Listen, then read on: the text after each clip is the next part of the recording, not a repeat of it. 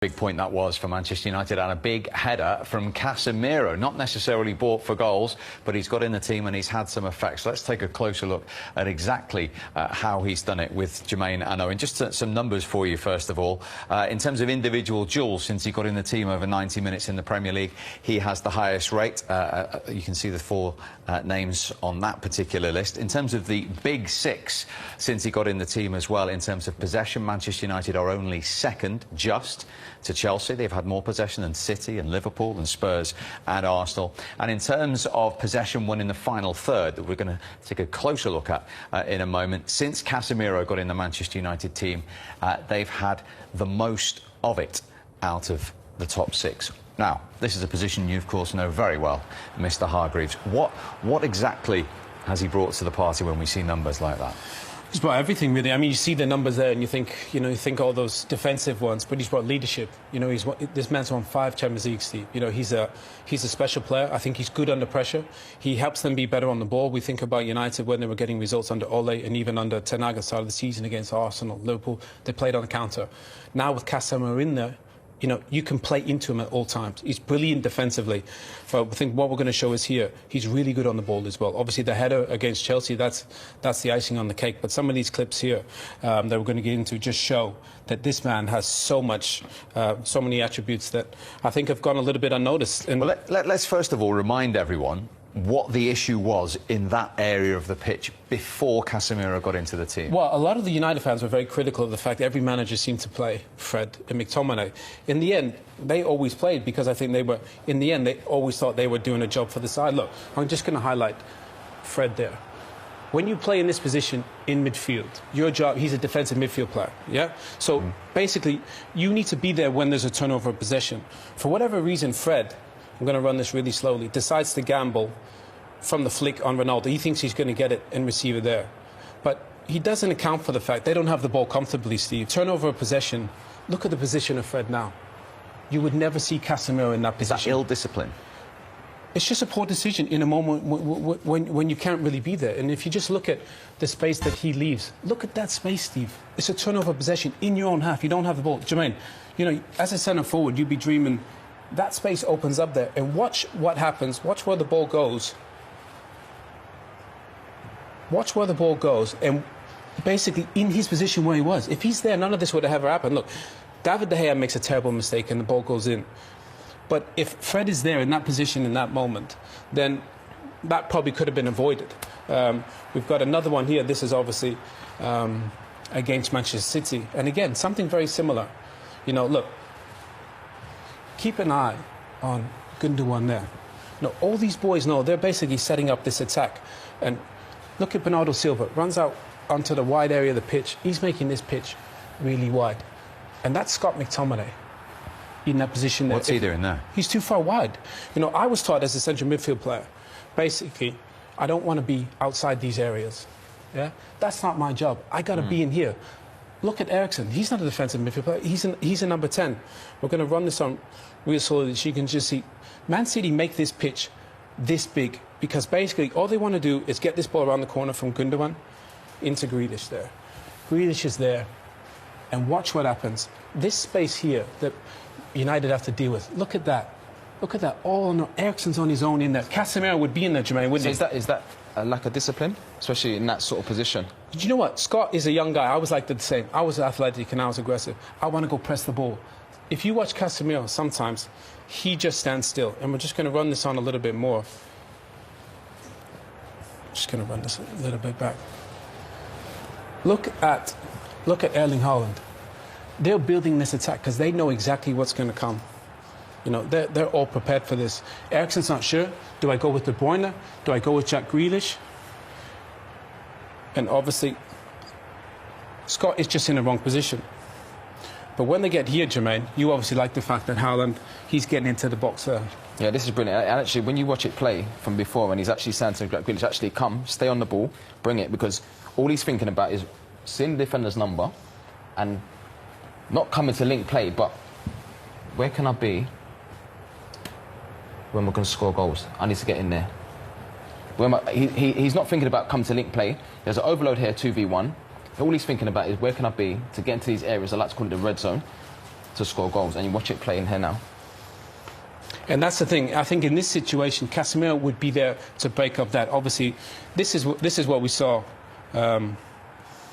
against Leicester. The fact, okay, you can win it there, but this is the thing I love. You know, we're just going to run it on real slow. Look at there. You know, he's got his head up. He's looking.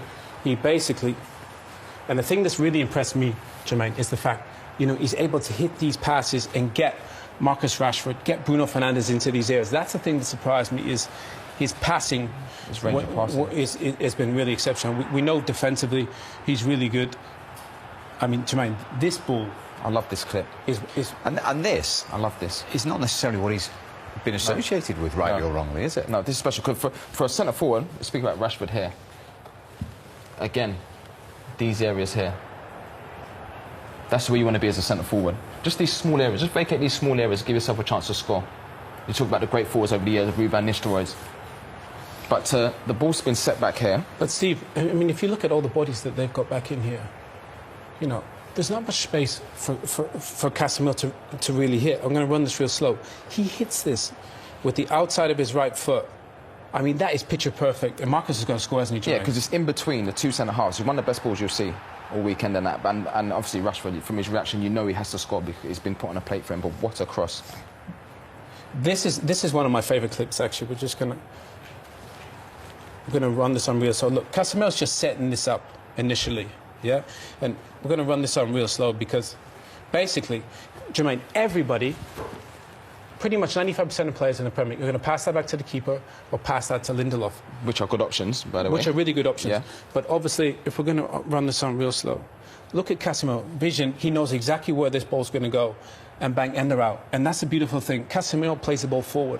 Fred and McTominay were good players, but they didn't play forward in some of these crucial moments. This is against Everton. This is class. I love this.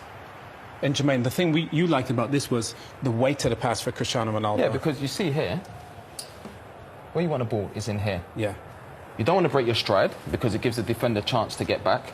And you see here, the weight of the pass is just perfect for Ronaldo to go on and do what he does best. Why is the weight so important? Because if you break your stride, then I feel like Ronaldo then it would be one-on-one. But at the minute here, it's like a race. So you want it in front of you so you can run onto it and get a touch and drive into the box and get a finish. See, this one is just, Steve, it's just a small little subtle one. But the fact that is Casemiro always wants the ball. And because he wants the ball, he's able to come and just set this out here. And watch how quickly United can get up the pitch. One little ball out into Varane there. Great ball into midfield, a little dummy, and you're out. And the goal of football is to score. Get the ball to your attacking players that can make the difference. And I think Casemiro allows you to do that. This is what we've seen so far this season. Look, he's brilliant in here, turnover of possession, and bang, get it to your attacking players. Look how quickly, when he gets a turnover of possession, it almost leads to a goal. And obviously, I mean, this has probably been his standout moment, such an important moment. You know, he just gets on the end of a fabulous ball from Luke Shaw, and he's very, very good in the air. So I think in terms of impact, the team's unbeaten since he's come into the side. He's had an assist against Everton, he's got a huge goal against Chelsea, but he's been what we anticipated in terms of defensively, winning the ball, one of the best defensive midfield players in the Premier League, and he's won 5 Champions League. There's a reason for that, because this guy is so reliable. They're really individual qualities that, as I say, a lot of people didn't expect in certain areas of the pitch. But in terms of the team frame and setup and the way Erik ten Hag wants to play, how's he helped that in recent weeks? Well, look, I think there's a lot of things that go into that. I think, look, if you think about United and the way they're setting up, I think this is basically how it's going to be. Obviously, you got at times, you got 2 centre-backs there, and Casemiro, because he's so good at playing this position, they trust him to be in there, and, you know, if they turn over the ball. If you look at United, attacking-wise, you know, 1, 2, 3, 4, 5, 6. So he allows them to go and press like that. He's the trust, basically, in this. Whereas before, I don't think they trusted him as much. Because he's at the base there, they're allowed to go play a little bit more and attack. And obviously, it leads to the fact that you can get all these bodies in attacking. You know, 6 bodies, Jermaine. You know, that's a significant number. Yeah, it obviously gives you more chances of scoring goals when you can have more bodies up the pitch and knowing that you've got someone behind you that can, obviously, that's got that awareness behind, and that's good behind the ball. I mean, this clip, when I think of Ten Hag and the way he plays football, I think this is his blueprint. This is how he sets up. So for me, he's thinking, right, I got my back four in. That's my back four. And this is the guy, Casemiro, at the base of the midfield. But you look, the reason Ronaldo's not playing maybe is because of the fact, maybe the press. Yeah. But if you look at this clip, everybody's locked on. Everybody's quite high and they're pressing. And it's just because of the fact, with Casemiro on the side, you know, you see him just shifting over. They're looking to squeeze the ball and press. And basically, wherever there's an opportunity where they can go and win it, look, everybody's in the half of Tottenham. And they're trying to get after them. Everybody's trying to look into squeezing. Look, Casemiro, he's always shifting. He's always trying to find that moment, where can I win the ball? Is that instinctive when you're playing there, Owen? Yeah, some guys just have a feel for it, you know, and I think he does. And again, you know, this is pretty much almost the exact same clip. You know, Casemiro is at the heart. Again, we got that back four in there.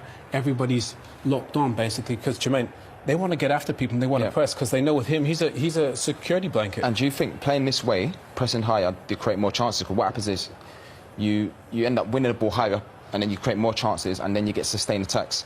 So when you've got someone like that in, you can afford to press higher. And then that's why I think Man United now, they can play with that sort of intensity and they'll create a lot more chances. The thing is as well, the goal is to get these guys the ball. These guys that decide the games. Casemiro does that. So he gets the ball, see there, you know, he gets it into Bruno Fernandes, into Eriksen, into Rashford, into Martial. These guys that can help go and decide the game, because basically you need the ball to get into the guys that decide the games, the Jermaine Defoes and all these attacking players. And I think now, with Casemiro at the base of that midfield, it's not a coincidence that United are unbeaten in the Premier League, and I think they've got a blueprint going forward to success with him. Let's get to the header, because United kept going. 94th minute. Casemiro was brought in to do a different job, obviously, but he has got this in his locker. Yeah, he can finish it. You know, you know, at Madrid, sometimes he gets into the box as well. Against Everton, he did it. He missed. Now, great timing, great header. It's difficult from that position, being in the air and then bringing that ball all the way back again to the other post, and then you know, goalkeeper tries to save it, but couldn't get his fingers around it, and then he goes in. So a very good header, and a very important one as well. Delivery as well. Yeah, great delivery from Luke Shaw. I think he was on it. He was on his hands and knees just before that ball came to him. He looked really tired towards the end of the game, but yeah, fantastic delivery. Really good header. Just the more I watch this, I do question the goalkeeper a little bit. No, it's not right in the corner.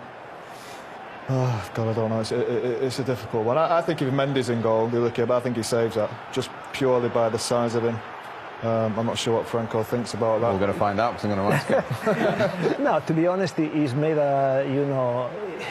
nearly a miracle, because it wasn't easy to get that. The header was fantastic on the opposite side. He was moving to the near post, and then he had to change the direction. And you were saying before that normally on that post you go with his arm, but if you go with his arm, you cannot push as much as if you try to reach with the opposite arm. That's the reason why the goalkeepers do that. And I think, you know, he's done enough to touch it. Unfortunately for us, it wasn't enough.